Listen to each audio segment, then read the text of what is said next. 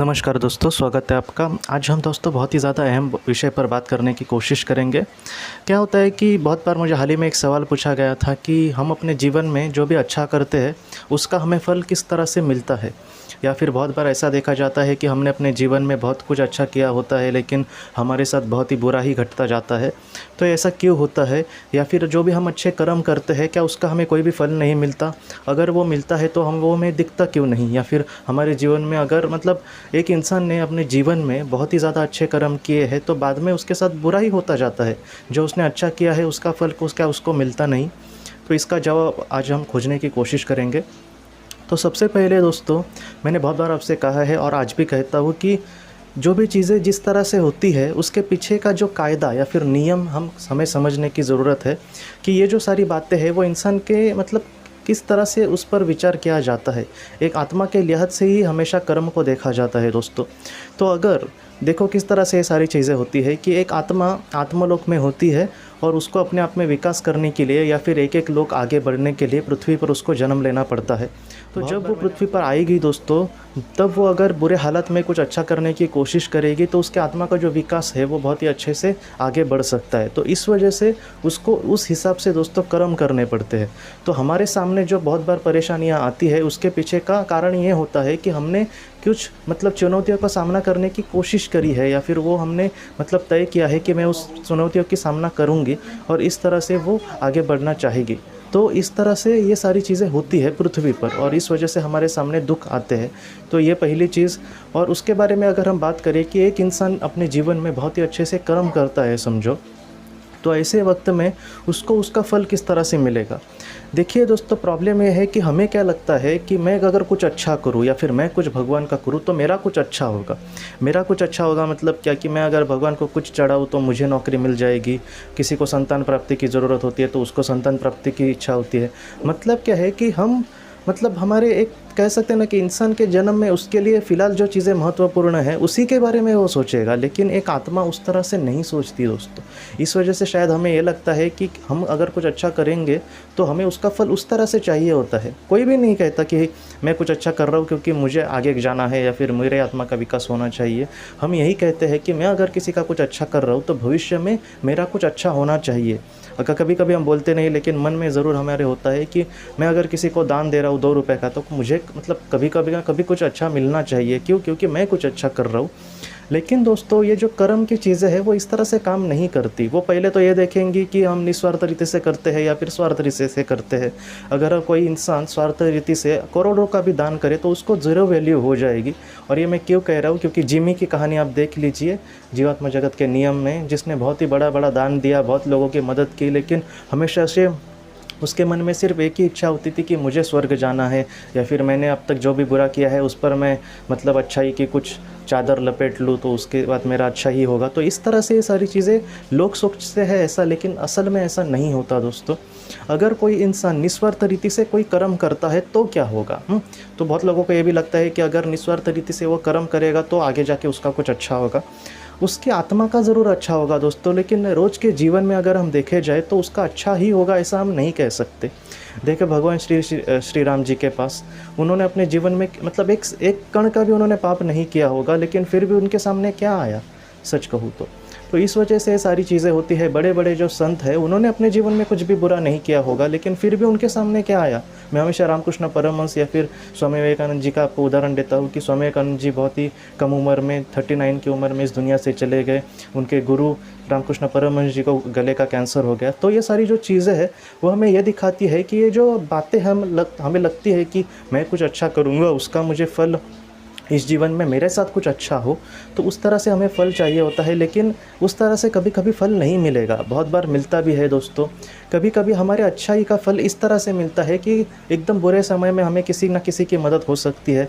बहुत बार आपने भी देखा होगा कि कभी कभी हमारे साथ कोई नहीं होता, लेकिन एकदम बुरे हालत में कुछ लोग अचानक से हमारे जीवन में आ जाते हैं, या फिर कुछ लोग अचानक से हमसे जुड़ जाते हैं, उनकी बहुत हमें मदद मिलती है। और वो जब बुरा वक्त चला जाता है तब वो भी लोग चले जाते हैं। तो इस तरह से कभी कभी हमें सहारे की ज़रूरत होती है, तब वो सहारा मिल सकता है।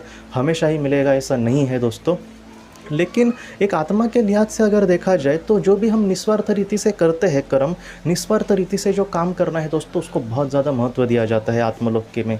तो अगर कोई इंसान निस्वार्थ रीति से अगर बहुत ही अच्छा कर्म करने की कोशिश करता है, तब वो आत्मलोक में बहुत ज़्यादा आगे गति को जा सकता है। इसके बारे में उसको आत्मा मतलब उसकी जो आत्मा है उसको ज़्यादा पता होगा, लेकिन रोज़ के जीवन में हमें नहीं पता होगा।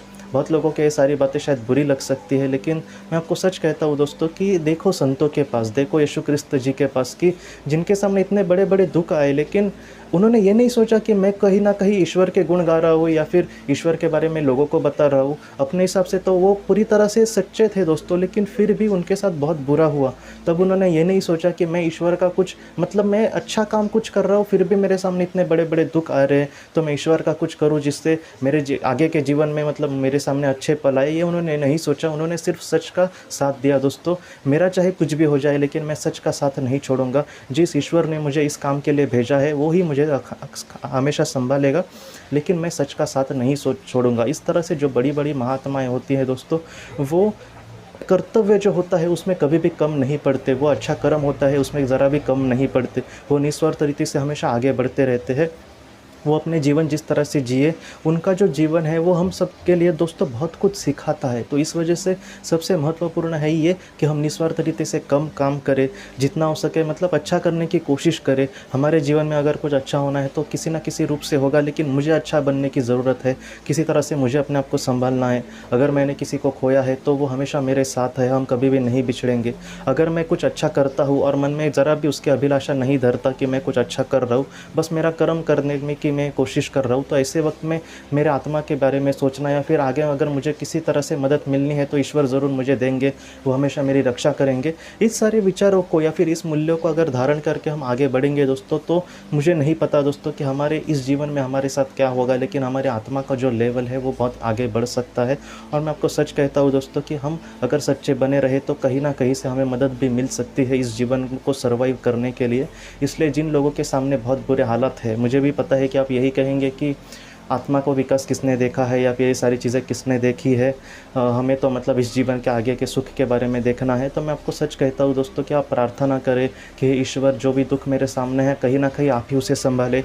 कभी कभी ऐसा भी होता है दोस्तों कि किसी मतलब हम जब प्रार्थना करते हैं या फिर हम जब दुख में होते हैं, तब कुछ रास्ते हमारे सामने आ जाते हैं, कुछ ऐसे लोग या फिर कुछ मतलब ऐसी चीज़ें आ जाती है कि जो हमें शायद अपने आप पर आकर्षित करती है, या फिर जहाँ पर हमारा मतलब मन थोड़ा सा लग जाता है, उस मन लगने से हमारा थोड़ा सा जो ध्यान होता है वो डाइवर्ट हो जाता है दुख से।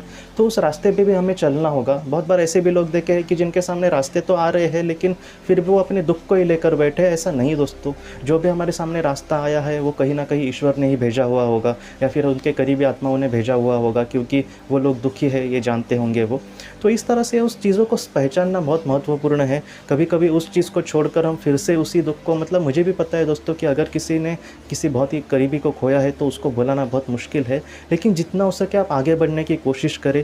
ये तो बात तय है कि उसके साथ कभी का तो मिलन होना है, ये बात तो तय है कि उसके साथ हम बहुत सारे जन्म लेंगे, ये बात तो तय है कि वो हमेशा के लिए हमसे नहीं बिछड़ा, एक दिन हम उसके साथ बहुत ढेरों सारी बातें करेंगे। लेकिन फ़िलहाल दोस्तों वो आपसे थोड़ा सा दूर है, इस वजह से आप थोड़ा सा जीवन में आगे बढ़ने की कोशिश करें। अच्छा ऐसे कर्म करने की हमें कोशिश करनी होगी जिससे उनको बहुत खुशियाँ मिले। तो अगर इस तरह से हम आगे बढ़ते हैं दोस्तों, तो बहुत ही बड़ा मतलब मैं आपको बोल नहीं सकता इतना बड़ा मतलब हमारे आत्मा आगे जा सकती है, इतनी बड़ी हम अपने जो करीबी होते हैं उनको दे सकते हैं खुशियाँ। तो इस तरह से दोस्तों हमें हमेशा आगे बढ़ने की कोशिश करनी होगी, निस्वार्थ रीति से जो भी हम अच्छा करने की जितना हम संभव है उतना हमें करने की हमेशा कोशिश करती रहनी होगी और जीवन में आगे बढ़ना होगा दोस्तों। आज की वीडियो को लेकर दोस्तों अगर आपके कोई भी सवाल हो तो आप ज़रूर पूछें, जितना हो सके मैं उसका आपका जवाब देने की कोशिश करूँगा। हम अपनी अगली वीडियो में मिलते हैं। आप अपने परिवार का ख्याल रखना। आपका बहुत बहुत धन्यवाद। ज़िंदगी की रोशनी ये संस्था ऐसे लोगों के लिए काम करती है जिन्होंने किसी अपने को खोया है या फिर जो लोग अपनी ज़िंदगी में बहुत ही ज़्यादा दुखी है। जो लोग इस संस्था से जुड़ते हैं उनको तकरीबन 50 किताबें भेजी जाएगी उनके व्हाट्सएप पर या फिर ईमेल पर। ये किताबें आत्मलोक या फिर मौत के बाद हमारे साथ क्या होता है इन सारी चीज़ों की आपको पूरी तरह से जानकारी देगी और इसके साथ साथ आपको एक पास्ट लाइफ रिग्रेशन थेरेपी की ऑडियो भी भेजी जाएगी। इस ऑडियो की मदद से आप घर बैठे अपनी पास्ट लाइफ रिग्रेशन करने की कोशिश कर सकते हो। बहुत लोग पास्ट लाइफ रिग्रेशन थेरेपिस्ट के पास किसी कारण के वश नहीं जा सकते, तो ऐसे लोगों के लिए मदद के लिए ये ऑडियो तैयार की गई है। तो आप ज़रूर इस संस्था से जुड़े। इस संस्था से जुड़ने के लिए सामने जो व्हाट्सएप का नंबर दिया है, आप कृपया उस पर संपर्क करें। आपका बहुत बहुत शुक्रिया।